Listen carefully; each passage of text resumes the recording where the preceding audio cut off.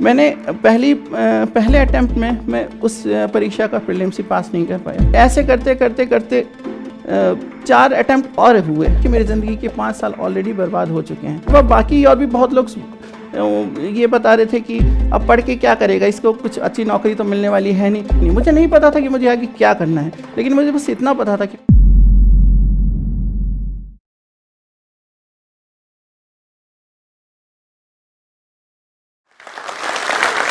दिल नाउम्मीद तो नहीं, नाकाम ही तो है, लंबी है गम की शाम पर शाम ही तो है। नमस्कार, मैं नीलेश केसरी बिहार के मुंगेर ज़िले के छोटे से ब्लॉक हवेली खड़गपुर का निवासी हूँ। मेरे माता पिता का जीवन पहले से ही बहुत ही संघर्षपूर्ण रहा था। आर्थिक स्थिति अच्छी नहीं होने के कारण मेरे पिता को मुंगेर से पलायन होकर के नोएडा आना पड़ा था। वहाँ वो छोटी सी नौकरी कर रहे थे और बाद में कुछ समय के बाद उन्होंने हमें भी वहाँ पर बुलाया। और वहाँ पे एक छोटा सा स्लम है नोएडा में, और उसी में एक छोटे से कमरा 8 बाई 10 का घर लेकर के हम लोग वहीं पे किराए पे रह रहे थे। धीरे धीरे पिताजी ने कुछ पैसे इकट्ठे करके और उसी स्लम में एक छोटा सा जनरल स्टोर खोला, और उसी जनरल स्टोर के माध्यम से हमारी ज़िंदगी चल रही थी। मैं अपने माता पिता के साथ उस दुकान में बैठता भी था और साथ ही साथ मेरी पढ़ाई भी चल रही थी। ये लगभग मेरी उम्र के 10 साल से लेकर के 15 साल के बीच की कहानी है। और उसी समय फिर मेरी ज़िंदगी में एक नया मोड़ आया। मुझे मेरी रेटिना में GHPC नामक एक जो बीमारी डिटेक्ट हुई। इसके कारण मेरी जो आँख की रेटिना में एक काला धब्बा आ गया, और जिसके कारण मुझे पढ़ने लिखने की क्षमता जाती रही। उसके बाद लगभग 1.5 साल 2 साल तक मेरे परिवार की आर्थिक स्थिति के साथ साथ मेरी बीमारी का खर्च और ये सारी चीज़ें चलती रहीं, और मेरी पढ़ाई बिल्कुल पूरी तरीके से रुक गई। ये वो समय था जब मैंने 10वीं पास की थी और मैं 11वीं में था। ये एक 5 साल का जो समय था वो मेरे लिए मेरी ज़िंदगी बिल्कुल बदलने वाला था। उस इंसिडेंस के पहले मैं पढ़ने में बहुत अच्छा नहीं था, मैं बहुत चीज़ों को सीरियसली नहीं लेता था। मुझे ये इस बात का एहसास नहीं था कि ज़िंदगी के असली मायने क्या हैं। मैं ये मानता था कि ज़िंदगी अच्छी है, बहुत अच्छी है और चलती रही, क्योंकि उस समय भी मुझे कभी एहसास नहीं हो। मैं अपनी दुकान में खुश रहता था, मैं उन गलियों में खुश रहता था, और मैंने इसी क्रम में फुटपाथ पे भी दुकान लगाई और बहुत सारी ऐसी चीज़ें की। घर की आर्थिक स्थिति मैं जानता था लेकिन उसके बावजूद मुझे किसी चीज़ की कोई समस्या नहीं दिखाई देती थी। ना मेरे माता पिता ने कभी इस चीज़ का एहसास कराया कि हाँ हम बहुत ही परेशानी में हैं, भले वो कितनी भी परेशानी में रहते हों। लेकिन इस इंसिडेंस के बाद जब मेरी आँख की रोशनी कम हुई और धीरे धीरे मेरी पढ़ने लिखने की क्षमता ख़त्म हो गई, तो जो लोगों के मन में जो अपने लिए लोग लाचारी की भावना देखी, मेरे माता पिता के मन में वो एक असहाय की जो फीलिंग थी कि अब मेरा बच्चा क्या करेगा ज़िंदगी में। कम से कम कुछ तो पढ़ रहा था, क्योंकि मेरे बड़े भैया वो बहुत पढ़ने में बहुत मेहनत थी। इन्हीं परिस्थितियों में रहते हुए उन्होंने 12वीं में लगभग 92.5% मार्क्स लिए और Shri Ram college of commerce जैसे रेपुटेड कॉलेज में एडमिशन हुआ। और वहीं जब मैंने 10th पास किया था तो मेरे 50.8% आए थे, और किसी भी स्कूल में मुझे एडमिशन नहीं मिल रहा था। और जब ये आँख की प्रॉब्लम हुई तो उसके बाद बिल्कुल ही प्राकृतिक था कि किसी भी तरीके से कोई भी स्कूल मुझे एडमिशन देने के लिए तैयार नहीं था कि हम किस तरीके से आपको पढ़ाई कराएंगे। और किसी बड़े स्कूल या बड़े ऑर्गेनाइजेशन तक मेरे घर की या मेरी आसपास की सोसाइटी की कोई पहुंच नहीं थी। हमारे कोई एक्सपोजर नहीं था कि किस तरीके से ये चीज़ें की जा सकती हैं, किस तरीके से एक बंदा जो देख नहीं सकता है, जो पढ़ नहीं सकता है, वो आगे पढ़ाई कैसे करेगा। और यही जो लाचारी की भावना थी वो मेरे रिश्तेदारों की आंखों में दिखती थी, मेरे माता पिता की जो पीड़ा थी उसमें दिखाई देती थी। तो इस चीज़ को मैंने बदलने का सोचा कि मैं किस तरीके से कर सकता हूँ, इस चीज़ को परिवर्तित किस तरीके से बदल कैसे सकता हूँ। तो जब मेरी पढ़ाई छूट गई थी तो उस समय मैंने संगीत सीखना शुरू किया, क्योंकि मेरे जीवन में बहुत ज़्यादा एक वैक्यूम सा आ गया था कि सिर्फ दुकान चलाना है और दुकान से घर जाना है।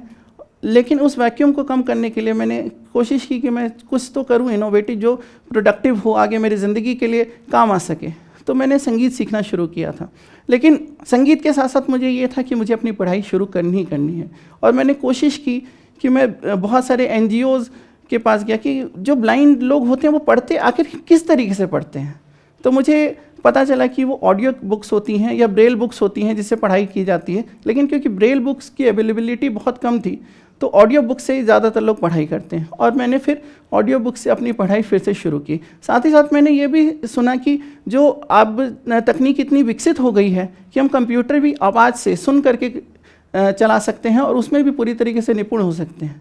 तो मैंने उसको भी सीखना शुरू किया और एक NGO से मैंने कंप्यूटर सीखना शुरू किया और वहीं से मुझे ऑडियो बुक्स मिली और मैंने लगभग 5 साल के बाद अपने 12th की परीक्षा उत्तीर्ण की। और आपको जानकर ये आश्चर्य होगा कि जब मैं देख सकता था तो मैं 50% अंक से उत्तीर्ण हुआ, और जब मैं नहीं देख सकता था, नहीं पढ़ पा रहा था, सुन के पढ़ रहा था, तो मुझे 70% मार्क्स थे। उसके बाद एक नई चुनौती थी कि 12वीं के बाद क्या। मेरे घर वाले ये सोच रहे थे कि अब 12वीं के बाद ये क्या करेगा, क्योंकि दूर में मुझे जाने देने की उनकी इच्छा नहीं थी कि मैं बाहर किस तरीके से ट्रैवल करूँगा, बस के नंबर नहीं देख सकता हूँ या रोड कैसे क्रॉस करूँगा वगैरह वगैरह, बहुत सारी जो व्यवहारिक समस्याएं होती हैं। उसके अलावा बाकी और भी बहुत लोग ये बता रहे थे कि अब पढ़ के क्या करेगा, इसको कुछ अच्छी नौकरी तो मिलने वाली है नहीं, तो इससे अच्छा इसकी जो दुकान है उसी को तुम थोड़ा अच्छे तरीके से इसे चलाने दो ताकि इसकी ज़िंदगी तो अब कम से कम बीत ही जाएगी।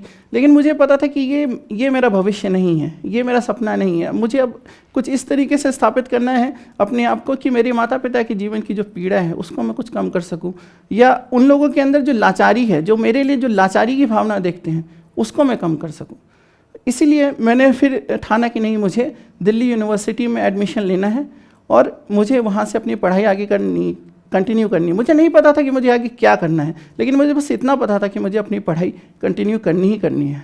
मैंने अपने माता पिता को मनाया तो उन्होंने भी बोला ठीक है, आप ऐसा करो, संगीत में ही आप ऑनर्स की डिग्री लो, क्योंकि वो शायद आपके लिए पढ़ने में थोड़ा सा आसान होगा। मुझे बस इतना पता था कि मुझे पढ़ाई करनी है, संगीत हो या इतिहास हो या भूगोल हो या कोई और विषय, मेरे लिए वो मायने उस समय नहीं रखता था। लेकिन मुझे संगीत ने ये ज़रूर हौसला दिया था कि मैं आगे इस चीज़ को लेकर के बढ़ सकता हूँ, और मैंने इस चीज़ को आगे किया। संगीत में BA ऑनर्स की डिग्री मैंने दिल्ली यूनिवर्सिटी से हासिल की, और वहाँ पे मैं फिर से एक मतलब आश्चर्य की बात हुई कि मैं अपने कॉलेज में टॉप कर गया। तो ये धीरे धीरे समय बीत रहा था, साथ ही साथ मुझे ये भी स्पष्ट हो रहा था कि नहीं, अब इससे भी आगे कुछ और करना है, क्योंकि संगीत में मैं आगे जाकर एक शिक्षक बन सकता था, एक प्रोफेसर बन सकता था, लेकिन उसमें भी एक तो समय भी बहुत लगता था, और मेरी परिवार की स्थिति अभी भी इतनी अच्छी नहीं थी कि मैं 8-9 साल तक मुझे पढ़ाई कंटिन्यू कर सकें। हालांकि मेरे भैया साथ ही साथ वो SRCC से पास होने के बाद CA की उन्हें परीक्षा दी, और उस परीक्षा में उन्होंने बहुत अच्छा स्कोर किया और बहुत अच्छी कंपनी में वो आर्टिकलशिप में उन्होंने ज्वाइन कर ली थी। लेकिन फिर भी ये था कि परिवार की जो स्थिति थी वो सिर्फ भैया के फाइनेंशियल बर्डन देना ठीक नहीं था। तो मैंने अपने साथ ही साथ ये सोचा कि ग्रेजुएशन के बाद एक नौकरी पहले ले लूँ, उसके बाद सिविल सेवा की लिए सोचूंगा, क्योंकि वो एक ऐसी परीक्षा मुझे दिखाई दे रही थी जो अपने आप को उसने स्थापित किया हुआ था कि ये परीक्षा अगर किसी ने पास की तो वो व्यक्ति सच में कुछ कर गुजरा है। तो मैंने भी यही सोचा कि मुझे भी यही चीज़ करनी है, मुझे भी सिविल सेवा परीक्षा ही पास करनी है, और मुझे ये कहीं ना कहीं ये सिद्ध करना है कि मैं लाचार नहीं हूँ। धीरे धीरे संगीत का मैं स्नातक में पढ़ाई कर रहा था, BA पढ़ रहा था, लेकिन दिमाग में चल रहा था कि सिर्फ संगीत में कोई टीचर बन के या प्रोफेसर बन के मैं अपनी ज़िंदगी यहाँ पे भी अपने आप को कंफर्टेबल नहीं देख पा रहा था। और साथ ही साथ मुझे ऐसा भी लग रहा था कि इसमें बहुत लंबा समय लगने वाला है, जितना समय मेरे पास है नहीं, क्योंकि मेरी ज़िंदगी के 5 साल ऑलरेडी बर्बाद हो चुके हैं। तो मैंने सोचा कि मैं और क्या कर सकता हूँ। एक मुझे याद आया कि मेरी माँ का भी सपना था कि उनका कोई बच्चा सिविल सेवा परीक्षा में पास हो सके। मेरे बड़े भैया हैं, वो अपनी कॉमर्स की पढ़ाई Shri Ram college of commerce से कर रहे थे, और साथ ही साथ वो CA की परीक्षा भी दे रहे थे। तो उनका एक रास्ता अलग हो चुका था कहीं ना कहीं, और उनके ऊपर परिवार की जिम्मेवारियां भी आ गई थी, क्योंकि अब मेरी ना वो दुकान थी और ना ही और कोई फाइनेंशियल जो कमाई का रास्ता था, क्योंकि मेरे पिताजी की भी तबीयत उस समय ठीक नहीं थी और वो दुकान चलाने में भी सक्षम नहीं थे। इसी तरीके से हम उस परिस्थिति में हमने ये सोचा कि सिविल सेवा परीक्षा का मैंने सोच तो लिया है, लेकिन अभी इसको अगर आगे कंटिन्यू करना है तो मुझे पहले एक नौकरी भी करनी पड़ेगी। और उसके लिए मैंने फिर बैंक PO की परीक्षा में शामिल हुआ और वहाँ पे फिर मैं उस परीक्षा में उत्तीर्ण हुआ। धीरे धीरे मुझे अपनी इस मंजिल को, जो सिविल सेवा परीक्षा थी, उसको भी पाना था और मैंने उसके लिए फिर से पढ़ाई शुरू की। मैंने पहले अटैम्प्ट में मैं उस परीक्षा का प्रीलिम्स ही पास नहीं कर पाया। मुझे लगा कि मुझे अभी और तैयारी की ज़रूरत है। उसके बाद फिर मैंने एक और अटैम्प्ट दिया। उस अटैम्प्ट में मैं इंटरव्यू तक पहुंचा। फिर ऐसे करते करते करते 4 अटैम्प्ट और हुए, लेकिन ये था कि हर बार मैं इंटरव्यू तक पहुंच रहा था, कुछ नंबरों से नहीं पास कर पा रहा था। लेकिन ये मुझे पता था कि बस कुछ नंबरों की बात है, कुछ मेहनत की बात है और मैं इस चीज़ को हासिल कर लूँगा। और 5वें अटैम्प्ट में मैंने फाइनली 2017 में सिविल सेवा परीक्षा उत्तीर्ण की और मैं आज एक भारतीय राजस्व सेवा में IRS officer, assistant commissioner income tax के रूप में कार्यरत हूँ और प्रशिक्षण प्राप्त कर रहा हूँ। मैंने अपनी ज़िंदगी से एक चीज़ सीखी है कि मुश्किलें आती रहेंगी, लेकिन आपको कभी उससे हार नहीं माननी है। आपको हमेशा धैर्य के साथ उन मुश्किलों के सामने खड़ा रहना है। हम समस्याओं को देख करके रुक जाते हैं, लेकिन समस्या क्या होती है? समस्या बस एक परिस्थिति होती है जिसमें आपके सामने जो ऑप्शन होता है वो ऑप्शन आपके पसंद का नहीं होता है या आपकी प्रायोरिटीज़ में कहीं ना कहीं वो बहुत नीचे होता है। लेकिन अगर हम इसी चीज़ को इस तरीके से देखें कि हमारे सामने जो ऑप्शंस अवेलेबल हैं, हम उनमें से बेस्ट को चुनें और बेस्ट को चुनकर हम आगे निकल जाएं, तो वहाँ पे रुकने का जो हम समय बेकार करेंगे या समस्या के बारे में सोचते रहेंगे कि काश मेरे पास ऐसा होता, काश मेरे पास वैसा होता, तो हमारी ज़िंदगी वहीं की वहीं रुक जाएगी। तो हमें अल्टीमेटली यही देखना है कि कोई भी समस्या नहीं होती, सिर्फ एक परिस्थिति होती है जिसमें से बेस्ट ऑप्शन को चुन करके हमें उससे आगे निकलना है।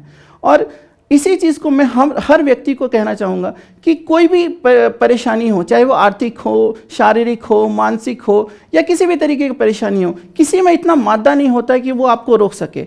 आपको उससे आगे बढ़ करके हमेशा अव्वल आना है, हमेशा उस चीज़ को पाना है जो आपका सपना है। और ये चीज़ मैं अपनी ज़िंदगी के एक्सपीरियंस से, अपने अनुभव से कह रहा हूँ कि कोई भी चीज़ आपके सामने बहुत छोटी है अगर आप उसको करने की ठान लेते हैं। इस वीडियो के बारे में अपनी राय नीचे कमेंट सेक्शन में हमें बताएं और अपने दोस्तों के साथ ये वीडियो शेयर करना ना भूलें।